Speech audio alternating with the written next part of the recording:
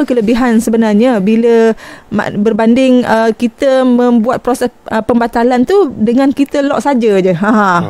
Dia ada banyak sebab dah untuk tujuan kita benarkan pemilik-pemilik untuk membatalkan kenderaan untuk mengelakkan daripada kadang-kadang kenderaan tu bukan berada dalam pengetahuan pemilik, mungkin berada di tempat-tempat lain. Untuk kita risau supaya kenderaan tu digunakan ataupun disalahguna, menggunakan nombor pendaftaran tersebut atau sebagainya lah. Jadi untuk mengelakkan, untuk play safe kepada pemilik kenderaan, dibatalkan, maknanya apa yang berlaku selepas itu bukan tanggungjawab pemilik lagi. Contoh macam kenderaan yang diisytihar total loss, maknanya tak dapat lah kan, tak dapat, tapi bengkel menggunakan balik, tiba-tiba ada benda tu kan. Macam saya rasa sebelum ni pernah terjadi kes macam tu.